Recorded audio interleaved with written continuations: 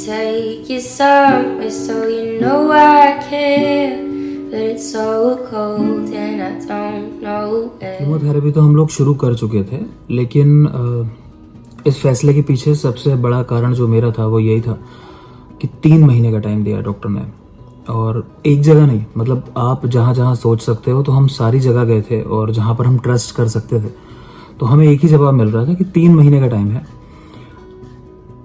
Chemo शुरू करा दी और हम लोग घर वापस आए कीमो लेने के बाद।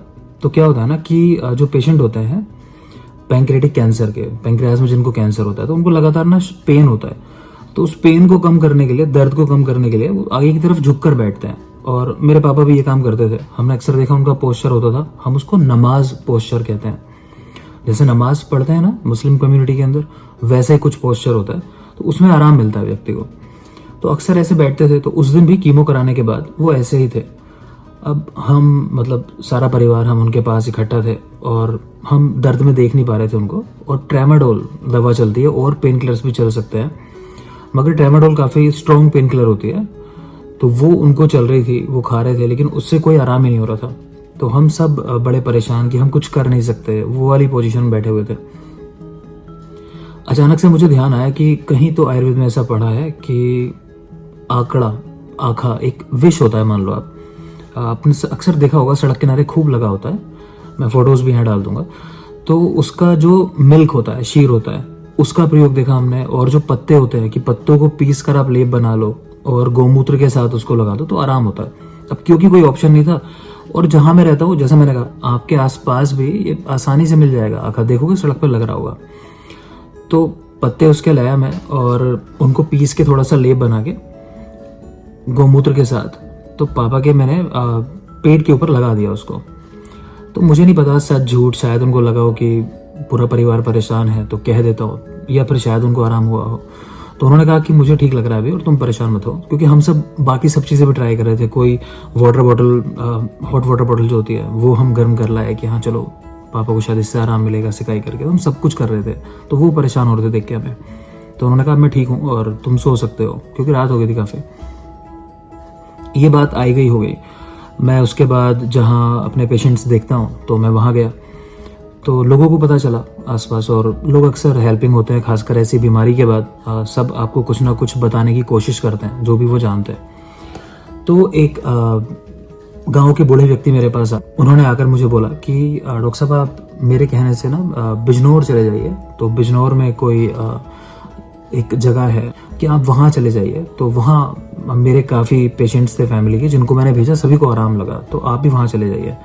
अब क्योंकि मैं बिजनौर को अच्छे से जानता हूँ, तो मैंने कहा ठीक है। मतलब मैं पूरी तरह उनको ना नहीं कहना चाह रहा था, लेकिन मैंने बस वो बात ऐसे ही, मतलब सुनी अनसुनी कर दी। अब उनसे बात चली रही थी, तभी एक और व्यक्ति वहाँ बैठा था। वो पूछने लगा मेरे से कि अच्छा डॉक्टर साहब उनको क्या चल रहा है। तो मैंने बताया कीमोथेरेपी चल रही है। तो बोला अच्छा हाँ, कीमोथेरेपी के अंदर तो सांप का जहर इस्तेमाल होता है, और डॉक्टर साहब आपको तो पता ही होगा कि सांप के जहर से ठीक हो जाते हैं। मतलब मैं जानता था कि हाँ आयुर्वेद में बहुत सारे ऐसे पॉइजन है जो यूज़ किए जाते हैं, लेकिन फिर भी मैं थोड़ा सा इंटरेस्ट दिखाते हुए उसको बोला कि नहीं बताओ तुम क्या जानते हो। तो उसने मुझे बताया। अब कहानी सच है या झूठी है तो मैं इसकी बिल्कुल जिम्मेदारी नहीं लेता, लेकिन जैसे मैंने सुनी वैसे मैं आपको बता रहा हूँ। अब लोग बताते हैं कि वहाँ पर एक कोई टीचर थे, और काफ़ी समय पहले की बात रही है। तो उनको उस ज़माने में कैंसर डायग्नोज हुआ होगा। जब कैंसर डायग्नोज हुआ, वो बहुत परेशान हो गए। उसके बाद वो परेशान ही रहते थे, उनकी समस्या बढ़ती जा रही थी। एक दिन वो क्योंकि टीचर थे तो बच्चों को पढ़ाने का काम भी करते थे, उसके अलग से पैसे जैसे लेते होंगे, तो वो पढ़ाने के लिए जा रहे थे। और क्योंकि उन्होंने पैरों में शूज़ नहीं पहने हुए थे, चप्पल पहनी हुई थी, और रास्ते में कोई सांप रहा होगा, उसने उनके पैरों में काट लिया। वो उसका इलाज कराने के लिए अस्पताल गए, और वो मतलब अस्पताल में इलाज हुआ उनका जो भी हुआ, लेकिन उसके बाद उनका कैंसर भी ठीक हो गया। तो ये कहानी ने मुझे मतलब थोड़ा सा मेरी साइक को, मेरे मतलब मन को थोड़ा सा तो उसने परेशान कर दिया था कुछ समय के लिए कि ऐसा कैसे। और अब सीधे मैं ये तो नहीं सोच सकता कि सांप का जहर अपने पापा पे यूज़ कर लो। अच्छा ये बात हो गई। फिर इसके कुछ 1-2 दिन के बाद ही मैं अपने फिर गांव गया। जब मैं गांव गया तो मेरे परिवार में ही एक व्यक्ति हैं, तो वो शराब के नशे में थे उस दिन। उन्होंने नशे में आके मेरे पास एक बात बोली बस कि अच्छा उनको क्या चल रहा है। तो अगेन मैंने बताया कीमोथेरेपी। तो उन्होंने मुझे कहा अच्छा हाँ कीमोथेरेपी मतलब सांप का जहर। और जब 2 लोगों ने और फिर काफ़ी लोगों ने वो गांव वाला किस्सा मुझे बताया, तो मेरे दिमाग में ये आया कि हाँ क्या ऐसा हो सकता है कि सांप का जहर कीमोथेरेपी में इस्तेमाल होता हो किसी न किसी फॉर्म में। और क्या ऐसा हो सकता है कि अगर कीमोथेरेपी में नहीं यूज़ होता तो शायद चिकित्सा में यूज़ हो, क्योंकि हमारे आयुर्वेद में सच में ऐसा कहा गया है। जब पेट की जो बीमारियां हैं उधर रोग करके उनको आचार्य चरक कहते हैं। आचार्य चरक कौन है? तो ये कह लो आप सबसे पुराने चिकित्सक हैं जो दवाइयों के विषय में लिखते हैं। आचार्य चरक का आपने नाम सुना होगा।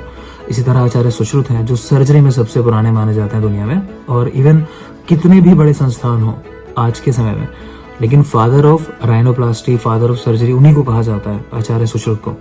तो मतलब कहीं ना कहीं ये वैलिडेशन था कि तो मुझे ध्यान आया कि जब हमारे यहाँ लिखा हुआ है, जब आप देखो कि रोगियों को किसी भी तरह लाभ नहीं हो रहा और उनको ये उदर रोग हुआ है, तो आपको क्या करना चाहिए? आप विष का इस्तेमाल करा सकते हो। अब वहाँ कैसे बताया है कि एक सेब को आप काले सांप से कटवा लो और वो अपना जहर उस सेब के अंदर छोड़ देगा। अब वो सेब आपको पेशेंट को खिलाना है। तो इससे क्या होगा? कह रहे हैं कि या तो पेशेंट की गति हो जाएगी, मतलब पेशेंट की मृत्यु हो सकती है, या फिर शायद उसका रोग ठीक हो जाएगा। और इसके फेवर में वो स्टेटमेंट दे रहे हैं कि अब कंडीशन ऐसी है, आक्रियायाम ध्रुवो मृत्यु क्रियायाम संशय भवेत, कि अगर आप चिकित्सा नहीं करते हो कुछ तो वैसे भी रोगी की मृत्यु हो जानी है। हाँ, अगर चिकित्सा कर दो तो एक संशय है, डाउट है कि शायद वो ठीक हो जाए।